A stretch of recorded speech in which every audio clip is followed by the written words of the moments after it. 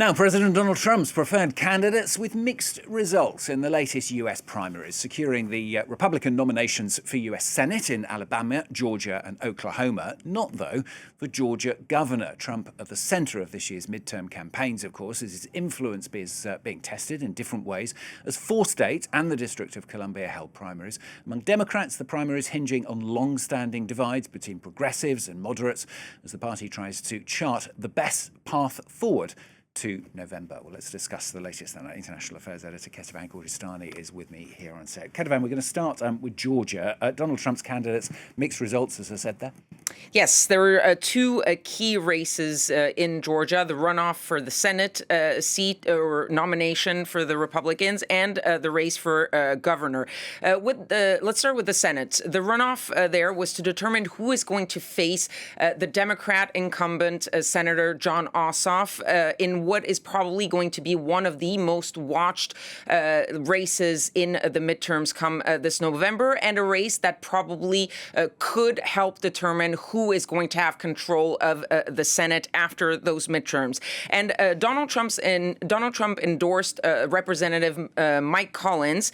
He defeated Derek Dooley, and this was interesting because Donald Trump had endorsed Collins, and Dooley was endorsed by the governor of Georgia, Brian Kemp, and we know that Brian Kemp and Donald Trump were very much at odds for a long time, so it was a sort of a proxy race there, and Donald Trump came out on top with Mike Collins. But in the race for governor, Donald Trump's endorsement didn't seem to be enough to beat out more than $100 million in campaign financing. Donald Trump's pick was Burt Jones. He's the current governor, lieutenant governor of Georgia, and he was defeated by a businessman, Rick Jackson, who spent more than $100 million on his campaign, including much of his own money. And he will now be facing the Democratic nominee, Keisha Lance Bottoms. She was the former mayor of Atlanta there in Georgia. This loss, if you will, for Donald Trump in the governor's race is the second big loss for Donald Trump in these primaries following the defeat of his endorsed candidate in the gubernatorial primary earlier this month in Iowa. What is also interesting about those races in Georgia is that the 2 candidates in their victory speeches did not mention Donald Trump. Might be normal for the one who wasn't endorsed by Donald Trump, but for the other one, it did show a sign that those Republican candidates sort of seemed to feel like, yes, maybe Donald Trump's stamp of approval in the primaries might be a good thing, might be much more complicated in the general, especially in a state like Georgia that is going to be one of the key battleground states. Probably some of the most hard-fought races are going to be there. Of course, Kethevane, you've been following this intently, former Washington correspondent as well. What do you read into some of the other results of the night?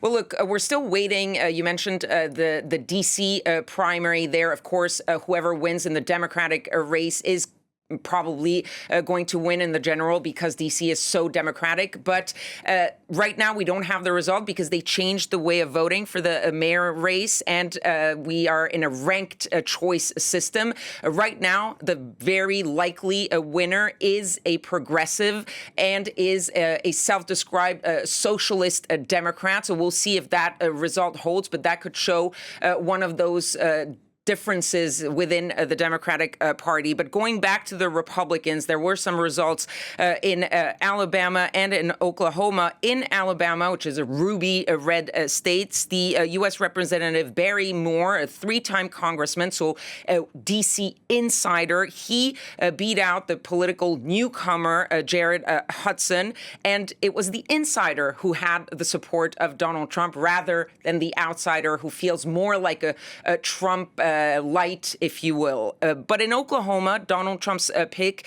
fared a little bit differently. Kevin Hern, he was endorsed by Trump. He easily beat out a crowded field. This for the Senate seat to replace Markwayne Mullin, who has just become the Homeland Security Secretary. But in the race for governor, it was another crowded field, and this time there will be a runoff. And Donald Trump's pick, Mike Mazzei, he only came in second place, so he potentially could lose that runoff. So yes, Donald Trump's endorsement, especially in ruby red states, is still a heavy sort of help and advantage for a candidate, but it's not the silver bullet it once was. And the other issue, to go back a little bit to what I was saying about Georgia, is the question of how well this is going to hold up in the general, because it's one thing to talk to the base, which is who votes in the primaries. It's another when it comes to the general election and the general electorate. And Donald Trump is a very unpopular